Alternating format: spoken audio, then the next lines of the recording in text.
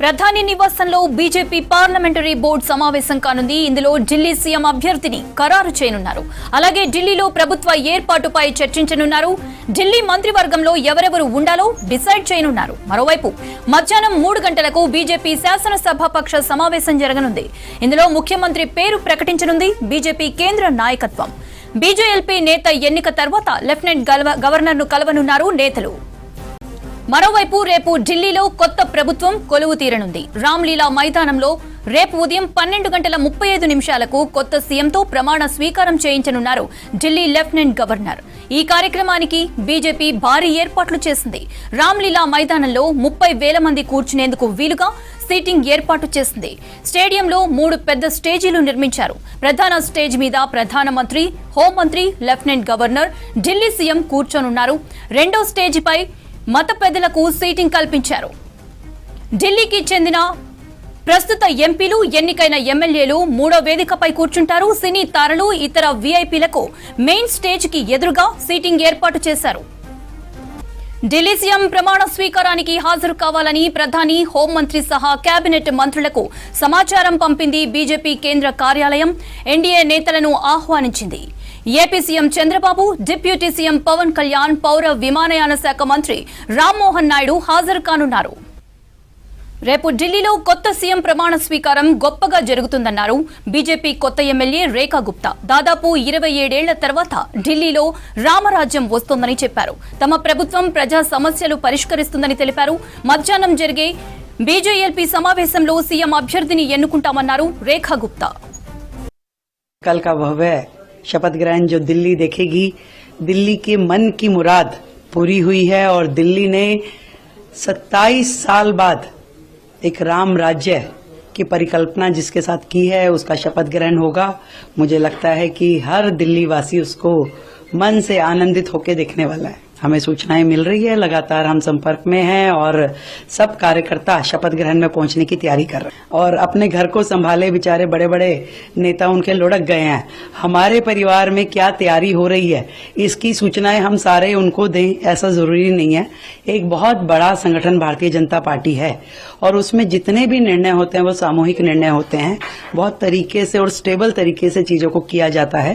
हम ऐसा नहीं कि आज कुछ और वो कल कुछ या एक व्यक्ति जो भी डिक्टेटरशिप करके चीजों को कर ले. हमारे यहाँ संगठन की परंपराएं हैं जिसको हम फॉलो करते हैं और बड़े अच्छे तरीके से सारे काम करते हुए चीजों का निर्णय आएगा. सरकार जिसमें जो भी इन्होंने पाप कर्म किए हैं, जो भी भ्रष्टाचार किए हैं, जनता उसका जवाब मांग रही है और एक एक इनके नेता को वो जवाब देने पड़ेंगे और समय का इंतजार करें. कि सोच ही इतनी इस प्रकार की है. जो अधार्मिक लोग होते हैं, जो भगवान में विश्वास नहीं करते हैं, जो उसी तरह की बातें वो कर सकते हैं और वो शब्दों का इस्तेमाल भी वही कर सकते हैं.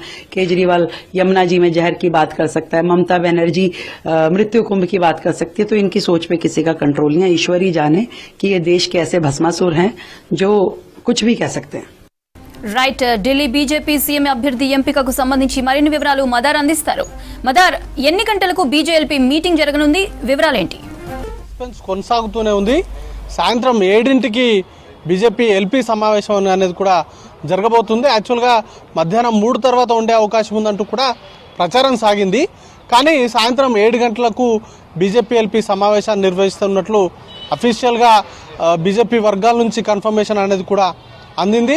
ఇప్పటికే మోదీ నివాసంలో బీజేపీ పార్లమెంటరీ బోర్డు సమావేశాన్ని నిర్వహించింది. ఆ సమావేశంలో 2 కీలక నిర్ణయాలు అనేది కూడా తీసుకున్నారు. దాంట్లో ఒకటి, సాయంత్రం జరిగే బీజేపీ ఎల్పీ సమావేశానికి అబ్జర్వర్లను నియమించారు. 2 అబ్జర్వర్లు, రవిశంకర్ ప్రసాద్, మాజీ న్యాయశాఖ మంత్రి రవిశంకర్ ప్రసాద్తో ఓంప్రకాష్ ధన్కర్ ఇద్దరు కూడా అబ్జర్వర్గా వెళ్ళబోతున్నారు. ఒకరు జాట్ సామాజిక వర్గానికి సంబంధించిన నేత అయితే మరొకరు పూర్వాంచల్కు సంబంధించిన నేత కావడం ఇక్కడ విశేషం. ఈ ఇద్దరిని కూడా అబ్జర్వర్స్గా పంపించబోతున్నారు.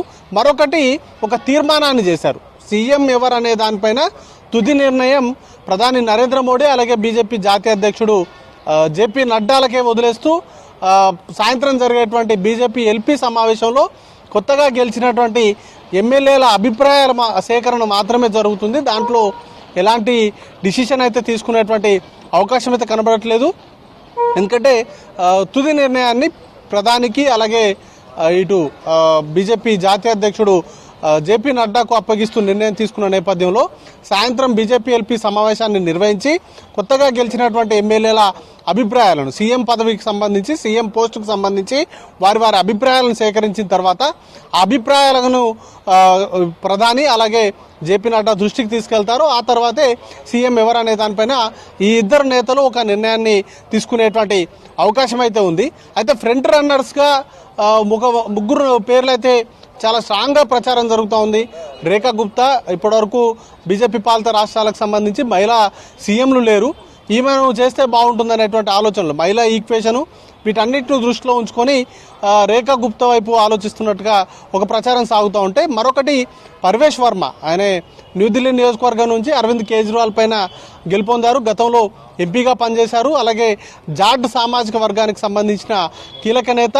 గత కొంతకాలంగా కూడా జాట్ సామాజిక వర్గానికి సంబంధించిన ప్రజలందరూ కూడా బీజేపీకి దూరం అవుతున్నారనేటువంటి భావనలో బీజేపీ అధిష్టానం ఉంది. వారిని దగ్గర చేసుకుంటే ఇటు యూపీతో పాటు హర్యానా, రాజస్థాన్ వంటి రాష్ట్రాల్లో జాట్లకు సంబంధించిన ప్రాబల్యం ఎక్కువగా ఉంటుంది. కాబట్టి వీరందరినీ దృష్టిలో ఉంచుకొని జాట్ నేతను కనుక సీఎం చేయాలనుకుంటే పర్వేష్ వర్మ వైపు మొగ్గు చూపేటువంటి అవకాశం ఉంది. ఇంకా మరొక వైపు ఆశీష్ సూద్ కావచ్చు, సతీష్ ఉపాధ్యాయ ఇట్లాంటి నాయకుల పేర్లన్నీ కూడా పరిశీలనలోకి అయితే వస్తున్నాయి. దీనికి సంబంధించి సాయంత్రం జరిగే బీజేపీ ఎల్పీ మీటింగ్ తర్వాత అభిప్రాయాలు తీసుకున్న తర్వాత జరిగేటువంటి సమావేశంలో పీఎంని అలాగే జేపీ నడ్డాతో భేటీ తర్వాతనే ఒక సీఎం అభ్యర్థి పైన ఒక పూర్తి స్థాయి క్లారిటీ అయితే వచ్చేటువంటి అవకాశం ఉంది.